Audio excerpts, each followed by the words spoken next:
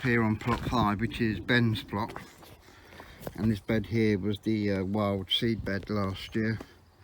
It's one of those butterfly wild mixes, and if you remember right, this is a hugel culture bed, so the bottom half was made up of sort of composted bark, and then the other half made up with compost.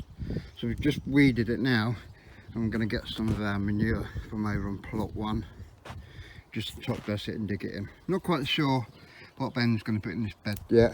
He hasn't decided, you Ben? So a quick update on what we've done today on Ben's plot here. We've now top dressed this with manure, and eventually we'll add topsoil to the top and then dig it all over. Round here we started to weed all the herb beds, and we decided to push them all closer together so we can fit some more in along there. And here we got lemon verdana. Now that did come out in flower really early, sort of in January, because it was mild, and then we had the sharp frost which killed it off, so I've cut it right back and that should come up. Then we've got rosemary there, lemon oregano. In here's about 6 different types of mint. You've got chocolate mint, spearmint, black peppermint, common mint. In here is the lemon balm starting to come up, that's self-seeded from last year. These tubs here, we have oregano and basil at the end. And in this one here, 2 types of chives, garlic chive and the bulk standard chive. Ben's been trimming all down the sides of the plots today as well. All down here, just need to cut the grass, probably do that tomorrow. So still a fair bit of work to do on Ben's plot here. The rest of these beds have got to be dug over and mulched. And then we're going to cut some more of these bluebells to infill here. And then we've got a lot of weeding to do along here. And then over on my plot, that's our project for the weekend or early next week, depending on the weather. That's just a quick update on how things are going over here. Stay safe everybody, see you all again soon. Sunny evening here on the allotment. Sort of give a little bit of an update of what Ben and I managed to get done now from our upload yesterday. So that bed is now completely mulched. This one Ben's weeded, got a little bit of digging over on that to do. Over here on the blue barrels, they've all nicely been weeded now. Again, Ben's still working on all these ones. What he's been doing is taking all the bark down from his plot here, because we didn't get round to laying down the old membrane. So we're taking all the old bark up, taking that home, and that's going in the chicken pen, and then it's going to be seated down and new bark put down. These flowers have now all been weeded. That was a painstakingly slow process, having to take every little tiny thin little weed and roots around all these plants, but they're looking a bit happier now. They can see daylight. I've still got some celery left over from last year, green celery here and red over there. It's been very, very mild. This is the new shed, which you probably saw if in our last video, if not the video before. My wife's been up here painting today. That's one job I absolutely hate, is painting. But it's still got another couple to do. And I've got to unbolt it from the base and just pull it out so she can get to the far side, just up against the IVC tank. Partly weeded this bed here. We're getting there slowly. Down on my plot down here. Got this bed done here, dug over and manured down. And I've made a start on this brassica cage here. Got an idea for another video using road pins, canes and these end caps and scaffold knitting.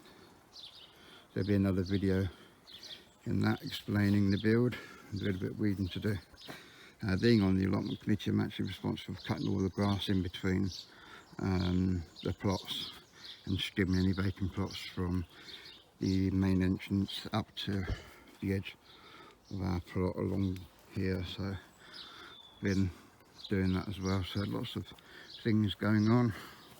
Managed to get this cut completely here, and again on the micro orchard, the patio fruit trees, a lot of weeding to do here. You can just see that the grate is starting to bud up. Already had 2 or 3 pickings of rhubarb off there. Made some delicious rhubarb crumble when we've been able to get ingredients. So it's been a bit of a struggle getting those, but luckily this good weather has helped, and we were able to get on and catch up with those jobs that we haven't been to do around work. But just a quick update from Ben and I. If you're new to the channel, please consider subscribing, hit that like button, and we love all your comments and feedback, so please drop us a comment below. Until next time, we'll see you soon. Goodbye. So on Ben's plot, we've just weeded on these beds on here, and we're scraping all the bark back and just laying it on the edge of this membrane here, because we're actually going to put a whole new membrane under this. We didn't get round to doing it last year, so that's something we're going to do this year. And we've come to the conclusion we're actually going to make a change. We was going to have the orchard over here, but we've already got the beam hole on there, and we've got this bark and this manure, and it'd make more sense to get this area cleared in a quicker time, so we can get these trees in, which are really starting to come along now that we're in that slit trench. So we really need to get those in the ground before this sort of spring weather, summer weather gets hotter, which will be too late to get these trees moved. Ben is just rolled in the bark. We put some wheat membrane down here, and we're trying to move as much of the bark off plot line as we can.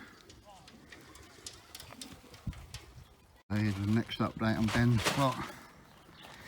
We've got a few of these old borders out, and all the compost that was in them, we've topped all these blue herb barrels up. And we've also been putting some into the big brassica bed over the far side there. There will be an upcoming video showing you the stages of the brassica cage that we've built, and once we've got that topsoil dug into the manure, we'll be ready to put the scaffold netting over the top. So that will be coming up in our video soon. We're working Ben's plot. Yesterday we managed to get weed membrane down here and bark covered. Now we just cut up the last of the blue barrels that we had at home.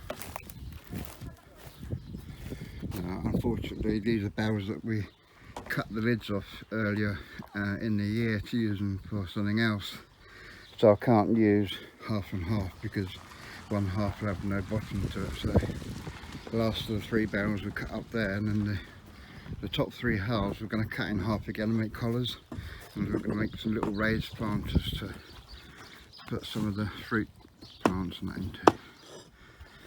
Today's task is to get the rest of these borders down, weed membrane, barked, and then we can start building the beds and thinking about where all the fruit and everything is going to go.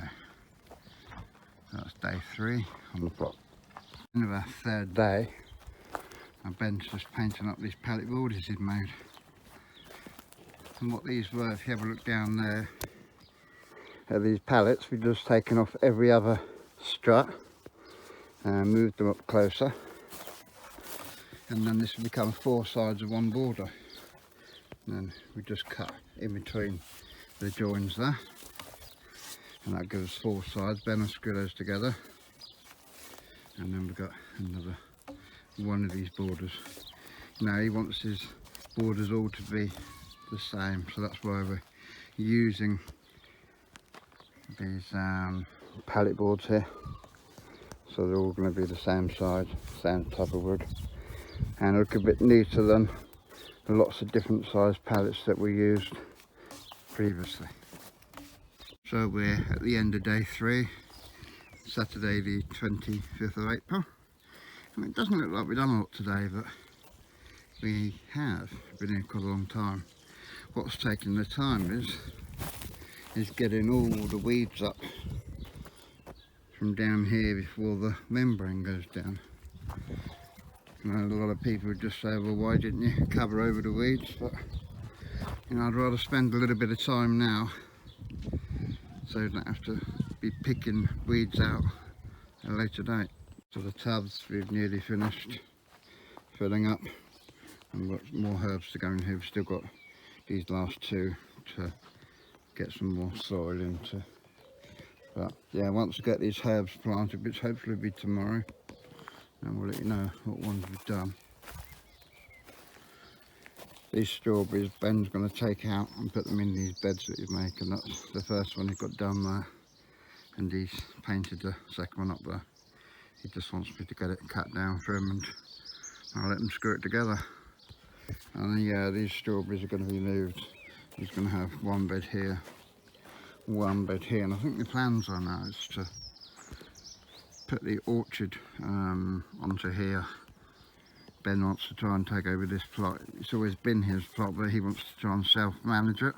But with only being at school and only having the weekends free, he wants it to be fairly simple. So I think we're going to put all the trees on here now instead of the orchard on plot 1, and then just have a few tubs and bits and pieces around. Have all the fruit on here, flowers along the back, and again the herbs down here. We had that as the wild flower bed last year. I'm not sure what we're going to put in it, or what Ben wants to put in it this year. It's 2nd of May, and this is day 4 on Ben's plot. Had a lot of rain over the last few days, so just had a quick reweed, just going over all the tubs and everything. And our jobs for today is to hopefully try and get this off here. Let's get these borders out, compost and soil out, new membrane down, bark on top, and then the trees are going to be going in here, further down, and one here and one further down there. So this is day 4, Saturday, 2nd of May. Just marking out where the trees are going to go, and we've just used some string to get our straight edge. One at the front, one at the back, just using some canes. There was some lime marker spray, just marking the ground where Ben's digging out. And this is for the 2 of the first 4 trees. Take it away, Ben, carry on digging. What we've done on Ben's plot is we dug a hole which was about 2 foot deep, and then we lined the bottom with a good sort of 6 inches or so of multi-purpose compost, laid it down, gave that a good soaking, left it for an hour, and then we put this Victoria plum tree in the middle, and then we just backfilled it with some of the earth that we saved, just to tread it down and hold those roots stable. Now what we're going to do now is we're going to refill it with this multi-purpose compost, and then our next job will be to put the liner around the outside. And so yeah, so you just have a walkway around the tree. We think we may put some kind of border around it in the future. Now this tree was in the split trench that we just moved it from. It is alive. It's looking a bit bleak at the minute, but the buds are definitely there. And all the other trees, they've either had blossom or they've already leafed out. This is just the only one that's been a little bit slower. But then there was only sort of like one big long taproot on this tree. But yeah, the buds are coming through. So that will pick up over time. So we're just going to backfill it now. And these holes out when you do trees. Make sure that you don't cover the grafted point of the tree here, so the compost must finish below that with the grafted point just above the soil level. This up with multi-purpose compost. I'm just going to bring it back to ground level. Remember, staying below this grafted point. So that's a good mixture of compost and then a little bit of the soil just to heal it in, hold it in place, and then back to the compost and a little bit of earth on top. That's had a good healing in again, just by simply walking over and treading it. We've stayed above the grafting point now.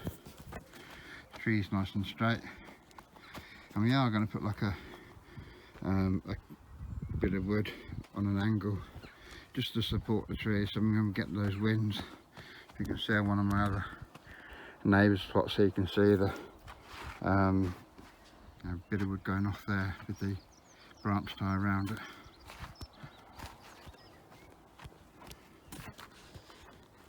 New watering device. As you can see, Ben's got equivalent of a attachment that goes on the end of a watering can. Now this pipe we're able to reach all the way on both plots, and this pipe runs down here and ends here. Now on the end we've got a 12-volt diesel pump from Amazon, and just a box standard car battery. We're going to be fitting all solar panels in here soon, so we can charge our phones, and the battery electrical charge. And we're using the water that we saved up and pumped out from the other two water vats that are filled up over the winter and spring months. Just now, if you don't know what a frambury is, it's a cross between a strawberry and a raspberry. One of our plot holders so we can have ourselves a runners. A couple of months ago we got a load of runners and we've nursed them on at home, potted them up. As you can see, that's quite a lovely root system. So then you've just got to get those planted in this bed.